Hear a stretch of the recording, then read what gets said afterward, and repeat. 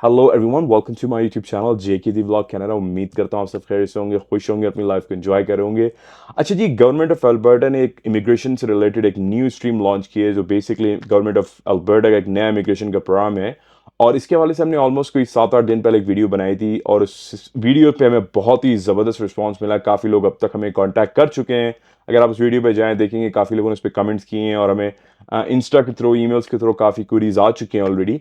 तो बेसिकली उस वक्त जो है इतनी डिटेल इन्फॉर्मेशन हमारे पास नहीं थी, क्योंकि गवर्नमेंट ने सिर्फ एक प्रेस कॉन्फ्रेंस की थी, जिसके थ्रू उन्होंने थोड़ा सा इसका इस प्रोग्राम के हवाले से ओवरव्यू दिया था।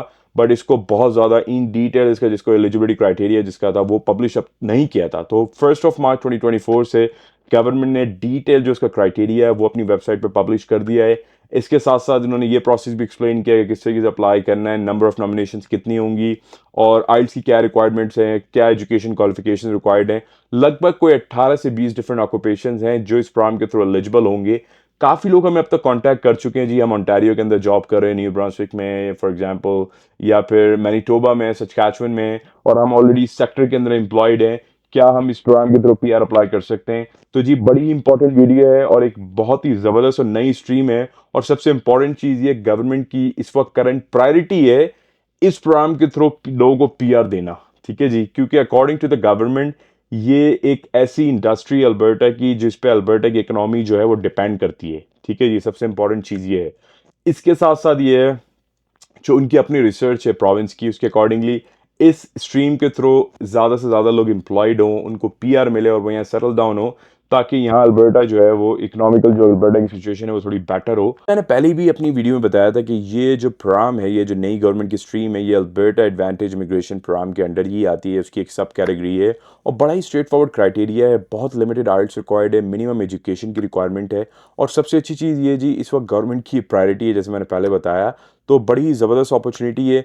आपने मेक श्योर करना है इस वीडियो को स्टार्ट से एंड तक देखें, ताकि आपको क्लियर अंडरस्टैंडिंग डेवलप हो सके कि भाई क्या एलिजिबिलिटी रिक्वायरमेंट्स है, किस तरीके से आप अप्लाई कर सकते हैं, और इसके साथ साथ आप लाइक प्रोसेस क्या है, आप खुद किस तरह अप्लाई कर सकते हैं बगैर किसी रिप्रेजेंटेटिव के। और सबसे इंपॉर्टेंट चीज़ ये, मैं हमेशा अपनी वीडियोज़ में बताता हूँ कि I am not an registered RCC या आरसीसीआईसी कंसल्टेंट। तो based on my own research and experience मैं ये वीडियो को आप तक डिलीवर कर रहा हूँ। इसके साथ साथ जी, मैं डिस्क्रिप्शन में जो वीडियो भी आप तक डिलीवर करता हूँ उसका लिंक्स मैं ज़रूर ऐड करता हूँ, ताकि आपके पास एक रेफरेंस हो कि इन्फॉर्मेशन कहाँ से मैं उठा के आपको डिलीवर कर रहा हूँ। तो जी, मेक श्योर करें you are watching this video from the start till the end. Right guys, जैसे आप देख सकते हैं मेरी स्क्रीन पे, ये गवर्नमेंट ऑफ अल्बर्टा की ऑफिशियल इमिग्रेशन वेबसाइट है। और जो मैंने जैसे पहले मैंने बताया अपनी वीडियो के अंदर कि अल्बर्टा एडवांटेज इमिग्रेशन प्रोग्राम ये मेन गवर्नमेंट की इमिग्रेशन का प्रोग्राम है, जिसके अंदर डिफरेंट स्ट्रीम्स आती हैं।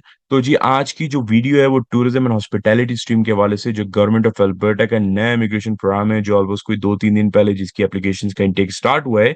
और आज की वीडियो में जी हम बात करने वाले हैं क्या एलिजिबिलिटी क्राइटेरिया है, क्या डिटेल में क्राइटेरिया है, कौन कौन इस कौन कौन इस प्रोग्राम के थ्रू एलिजिबल हो सकता है, या कौन कौन इस तरीके से एलिजिबल हो सकेगा अगर उस क्राइटेरिया को फॉलो करे, किस तरीके से अप्लाई करना है, और आफ्टर जब आपको नॉमिनेशन मिलती है तो आप आगे परमानेंट रेजिडेंसी किस तरीके से अप्लाई करेंगे। लेकिन जी, सबसे इंपॉर्टेंट चीज ये है, इसमें एम्प्लॉयर के लिए कुछ अप्रूवल की रिक्वायरमेंट्स है। ठीक है जी, सबसे इंपॉर्टेंट चीज ये है जी कि आपके पास जो एम्प्लॉयमेंट हो, अल्बर्टा में जॉब ऑफर हो, वो approve tourism and hospitality sector के एम्प्लॉयर्स होनी चाहिए। ठीक है जी, वो गवर्नमेंट की कुछ रिक्वायरमेंट्स है, उनको मीट करना चाहिए, जब भी उनको अप्रूवल मिलेगा।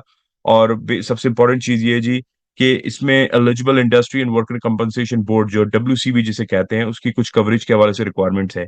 तो जो एम्प्लॉयर होगा जी, जब आप जिस वक्त आप एप्लीकेशन को सबमिट करेंगे, तो एम्प्लॉयर के जो बिजनेस एक्टिविटीज हैं, वो एक तो सबसे इंपॉर्टेंट चीज है वो एलिजिबल इंडस्ट्री की जो एलिजिबल इंडस्ट्री है बेसिकली उससे बिलोंग करें। उसके साथ साथ डब्ल्यूसीबी जो वर्कर्स कंपनसेशन जो बोर्ड है गवर्नमेंट का, उसके अल्बर्टा का जो इंडस्ट्री कोड एग्जाम्प्ट एक्टिविटीज हैं उसको फॉलो करें। ठीक है जी, तो ये सबसे इंपॉर्टेंट चीज है। ये अल्बर्टा के जो एम्प्लॉयर्स हैं उनको इसके बारे में बिल्कुल डेफिनेटली इल्म होगा, या उनकी नॉलेज होगी किस तरीके से अप्लाई करना है। तो जब आप इसको अप्लाई करेंगे, या फिर आपकी जो अपॉर्चुनिटी होगी, जब आप एप्लीकेशन सबमिट करेंगे, तो आपने चीज बतानी है कि आपको जो अल्बर्टा का एम्प्लॉयर है उसके पास डब्ल्यूसीबी की कवरेज है, या अगर वो एग्जेम्प्ट है, ठीक है जी, तो उसको डब्ल्यूसीबी का क्लियरेंस लेटर चाहिए। तो वो एक अलग टॉपिक है जी, इसके हवाले से मैं यहाँ पर वेबसाइट में ये लिंक आपको डिस्क्रिप्शन में ऐड कर दूंगा। इसमें कंप्लीट डिटेल मौजूद है।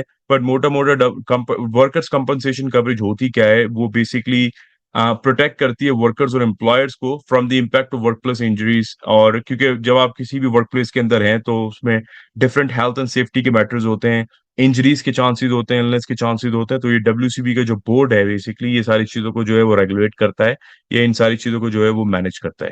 ठीक है जी। सो ये जो है ना एम्प्लॉयर की इसमें एग्जाम्पशन है तो उसने फिर लेटर देना है, और अगर एग्जाम्पशन नहीं है तो आपको जो है वो कवरेज के हवाले से डिटेल जो है वो अपनी एप्लीकेशन की ओर प्रोवाइड करनी है। दूसरी इंपॉर्टेंट चीज ये है जी, लिस्ट ऑफ एलिजिबल डब्ल्यूसीबी इंडस्ट्रीज। ठीक है जी, ये एक लिस्ट है। फॉर एग्जांपल अगर म्यूजियम आर्ट गैलरीज है तो उसका ये इंडस्ट्री कोड है, और ये सैंपल एक्टिविटीज हैं, ये एक्टिविटीज कर सकती हैं। तो फॉर एग्जांपल अगर हम दूसरी इसमें एक और हम जो है वो एलिजिबल एक्टिविटीज को उठा लेते हैं जी, एलिजिबल इंडस्ट्री को उठा लेते हैं। तो जी फॉर एग्जांपल सेकंड इंडस्ट्री हम ले लेते हैं, let's say hotels convention centres. ठीक है जी। तो ये डब्ल्यूसीबी का कोड है, operation of bed and breakfast cabins and motels convention centres. ठीक है जी, ये सैंपल एक्टिविटीज हैं। तो ये गवर्नमेंट का एक बेसिकली लाइक ये एक टेबल है जिसके फॉलो ये डब्ल्यूसीबी जो है वो की जो इंडस्ट्रीज हैं, वो ये लिस्ट ऑफ एलिजिबल डब्ल्यूसीबी इंडस्ट्रीज हैं, वो इन्हीं इन्हीं कोड्स को, इन सैंपल एक्टिविटीज को फॉलो करके उसी के अकॉर्डिंगली जो है वो बिजनेस को ऑपरेट करती है। तो ये बड़ी इंपॉर्टेंट चीज है जी, और एम्प्लॉयर्स को ये चीज मेक श्योर करनी है। ठीक है जी। दूसरी चीज ये जी, ये एक sector association travel Alberta membership requirement है। सो फॉर एग्जांपल अगर कोई अकोमोडेशन के सेक्टर का एम्प्लॉयर है, उसको मेक श्योर करना है जी कि वो Alberta hotel and lodging association से एफिलिएट हो। ठीक है जी, या उसकी लाइसेंसिंग रिक्वायरमेंट जो है वो पूरी हो। तो for example tourism and hospitality है तो tourism HR Canada, tourism and hospitality Alberta hospitality association, right. So ये गवर्नमेंट ये बेसिकली जो है लाइक एक क्राइटेरिया जिसे हम कह सकते हैं एम्प्लॉयर के लिए है कि ये जो सेक्टर्स हैं वो इन बॉडीज से रिकग्नाइज्ड हो या अप्रूव्ड हो, या उनकी मेंबरशिप इनके साथ कंटिन्यू हो। ठीक है जी। सबसे इंपॉर्टेंट चीज ये है जी कि कौन कौन से ऑक्यूपेशंस हैं, क्योंकि ये एक सवाल रहा है, काफी लोग हमें अब तक अप्रोच कर चुके हैं और ये चीज हमसे बार बार डिस्कस करते हैं। तो जी अगर आप इसमें देखें 1 2 3 4 5 6 ऑलमोस्ट कोई 18 नॉक कोड्स हैं। ठीक है जी। और ज्यादातर 4 0 2 3 5 ऑलमोस्ट सारे ही टीयर को कवर कर रहे हैं एक्सेप्ट नॉक 1 को। ठीक है जी। सो टीयर 1 को, अच्छा इसमें सबसे इंपॉर्टेंट चीज ये है, देखें ये सारे नॉक कोड्स हैं जिसके अंदर रेस्टोरेंट फूड सर्विसेज मैनेजर्स आ जाते हैं, अकोमोडेशन सर्विसेज मैनेजर आ जाते हैं, फूड सर्विसेज सुपरवाइजर आ जाते हैं, शेफ्स आ जाते हैं, कुक्स आ जाते हैं, बारटेंडर्स आ जाते हैं, होटल फ्रंट डेस्क क्लर्क्स आ जाते हैं, टूर एंड ट्रैवल गाइड्स आ जाते हैं, outdoor sports and recreational guide आ जाते हैं, food and beverage many more. So अब बहुत सारी एक अच्छी खासी एक लंबी डिटेल लिस्ट है जिसके अंदर काफी ऑक्यूपेशंस जो है वो कवर हो रहे हैं। तो जी एक अच्छी अपॉर्चुनिटी है मेरे हिसाब से, काफी ऑक्यूपेशंस को जो है वो कवर कर रही है। तो एज लॉन्ग एज अगर आप में इनमें से कोई आपके पास अपॉर्चुनिटी है, या आप ऑलरेडी इस इंडस्ट्री में काम कर रहे हैं और ये है आपका कोई नॉक कोड, अगर आप उसको एक्चुअली अपनी जॉब को देखें, मैंने पहले भी बताया था नॉक वेबसाइट पे आप जाके, इसका लिंक मैं दोबारा डिस्क्रिप्शन में ऐड कर दूंगा, इसके थ्रू आप अपनी जॉब टाइटल को सर्च कर सकते हैं, जॉब डिटेल्स को देख सकते हैं, और आप अपना नॉक कोड फाइंड कर सकते हैं। ठीक है जी। अच्छा देखिए, करंट एम्प्लॉयमेंट, आप जिस वक्त आप एप्लीकेशन सबमिट करते हैं या एआईपी आपकी एप्लीकेशन को सेस करता है, उस वक्त की कंडीशन ये है कि आपने B living and working in Alberta N eligible occupation, जो हमने जैसे पहले बताया कि इन 18 जो नॉक कोड हैं इसके अंदर से आपका अप्रूव्ड एलिजिबल ऑक्यूपेशन होना चाहिए और approved tourism and hospitality employer होना चाहिए, जिसकी डिटेल्स हमने थोड़ी सी फर्दर अभी थोड़ी देर पहले डिस्कस की।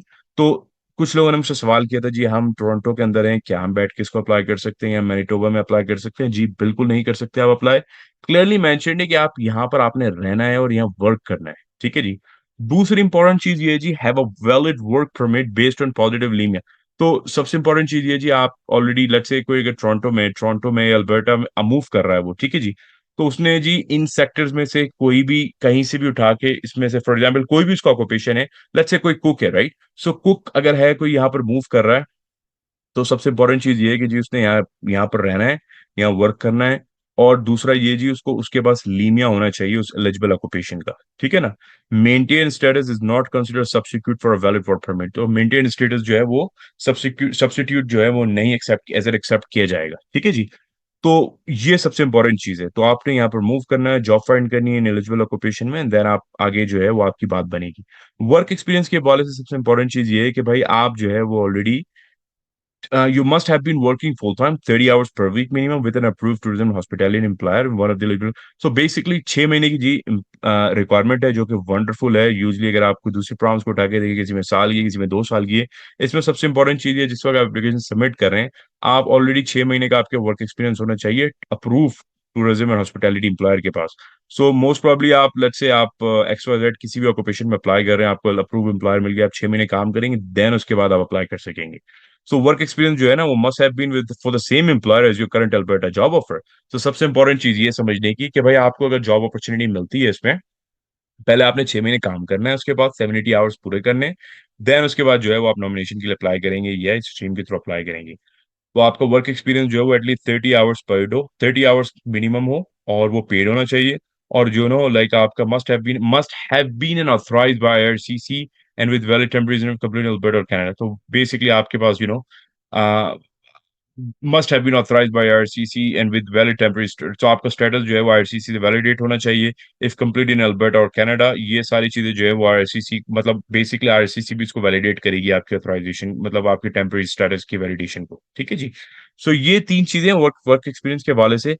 और जिस वक्त आप जॉब को अप्लाई करेंगे, अम, वो बेसिकली अब आप पहले जॉब अप्लाई करेंगे, 6 महीने काम करेंगे, उसके बाद आप जो है वो एप्लीकेशन के साथ आगे मूव अलोंग करेंगे, अप्लाई करेंगे।